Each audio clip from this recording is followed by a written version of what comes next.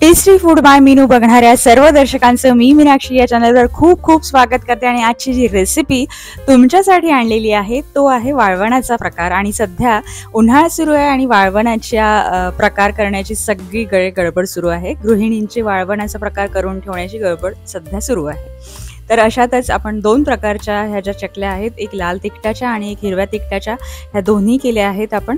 आणि ह्या आहेत तांदूळाच्या चकल्या। खायला खूप अप्रतिम लागतात आणि करायला अगदी तितक्याच सोप्या आहेत। आणि तुम्ही बघू शकता तेलात टाकल्यावर अगदी मस्त अशा फुलून येतात।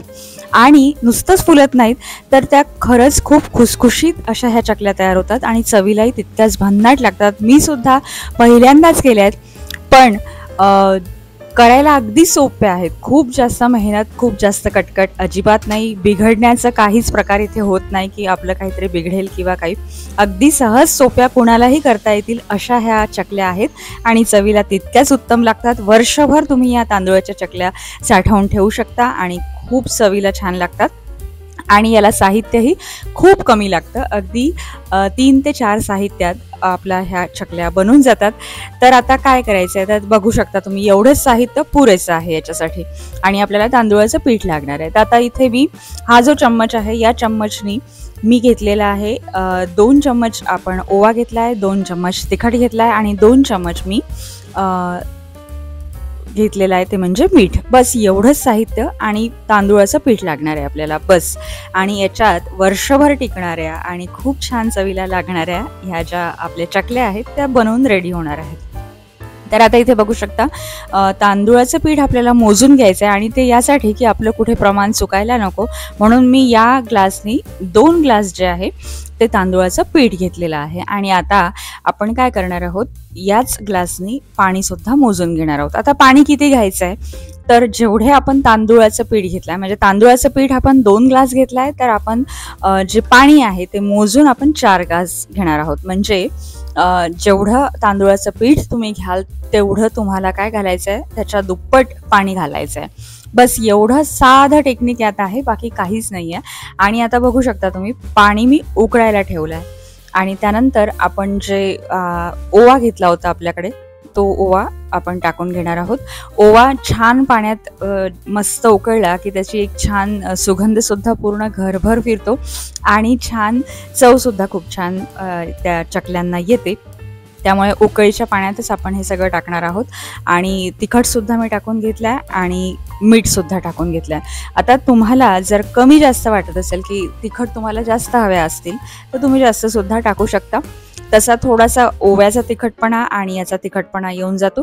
आता मी एक बेलन घेतलेला आहे आणि बेलण्याच्या साहाय्याने मी गरम पाण्यातच जे आपलं तांदूळाचं पीठ आहे ते बेसनाप्रमाणे जसं आपण हाटत असतो तसं हाटून घेणार आहोत। आणि व्यवस्थित आपल्याला मिक्स करून घ्यायचं आहे। कुठेही गडबड न करता अगदी शांततेने केलं तरीही काही हरकत नाही, काही गाठी वगैरे काही होत नाही।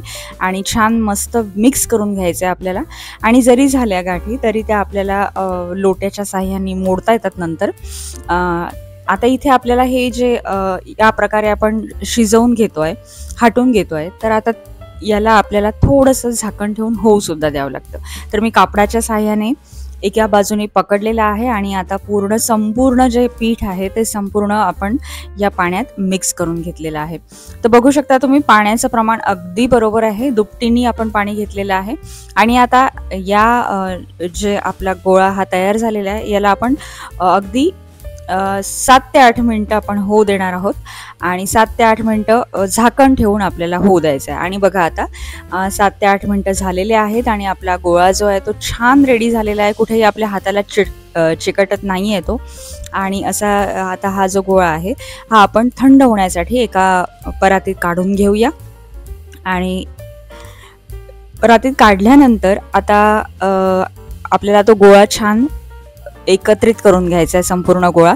आणि कुठे गाठी वगैरे असं तुम्हाला वाटत असेल तर त्या तुम्ही मोडून घेऊ शकता हाताच्या साहाय्याने किंवा लोट्याच्या साहाय्याने, पण गाठी होतच नाही शक्यतोवर।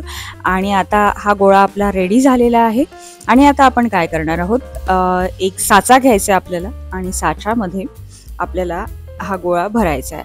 आणि तुम्हाला अशी भीती जर वाटत असेल का आपल्या ज्या चकल्या आहेत त्या तुटणार आहेत का किंवा काही, तर असं अजिबात होत नाही. अजिबात एकही चकली तुमची तुटणार नाही. अगदी वाळल्यावर सुद्धा आणि जेव्हा तुम्ही करत असता तेव्हा सुद्धा अगदीच इतक्या छान होतात ह्या चकल्या की बिलकुल एकही चकली याची तुटत नाही आणि व्यवस्थित सगळ्या चकल्या होऊन जातात.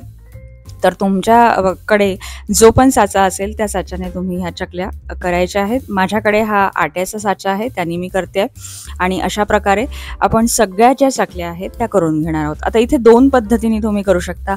आपण लाल तिखट टाकलं आहे त्याऐवजी तुम्ही हिरवी मिरचीची पेस्ट टाकू शकता. यामुळे काय होईल की तुमच्या चकल्यांचा रंग जो आहे तो पांढरा येईल आणि जर तुम्ही लाल तिखटाच्या करत असाल तर तुमच्या चकल्यांचा रंग थोडासा लालसर येईल. तर बघू शकता ह्या संपूर्ण चकल्या आपल्या तयार झालेल्या. वाळल्यानंतर ह्या चकल्या अशा दिसतात आणि मी दोन्ही प्रकारच्या चकल्या केलेल्या आहेत आणि ह्या चकल्या अतिशय चवीला खूप छान लागतात आणि तळल्यावर सुद्धा खूप खुसखुशीत अशा ह्या बनतात. ह्या तळलेल्या तुम्हाला दिसत आहे, लाल आणि पांढऱ्या अशा दोन्ही चकल्या मी तळलेल्या आहेत. जर का तुम्हाला ही रेसिपी आवडली असेल तर मग मला अवश्य कळवा आणि तुम्हाला एक चकली मी तळूनसुद्धा दाखवते. तर बघू शकता खूप छान अशी मस्त फुलून येते ही चकली आणि तुम्हाला सुद्धा ही जी रेसिपी आहे ही मला असं वाटतं की करायला आणि खायला दोन्ही आवडेल तुम्हाला, कारण खरंच करायला खूप सोपी आहे आणि खायला चकली तर अतिशय छान लागते. तर तुम्ही नक्की करून बघा आणि रेसिपी जर आवडली असेल तर या व्हिडिओला लाईक, शेअर आणि कमेंट करायला विसरू नका आणि शेअरसुद्धा व्हिडिओ करा. अगदी खूप सोपी चकली तुमची खूप झटपट तयार होते आणि वाळवण्याच्या प्रकारात करण्यात येणारा सगळ्यात सोपा प्रकार म्हटला तरीही काही हरकत नाही. तर चला आपण अशा सोप्या रेसिपीसह तुम्हाला मी आणखीन भेटेल. तोवर नमस्कार.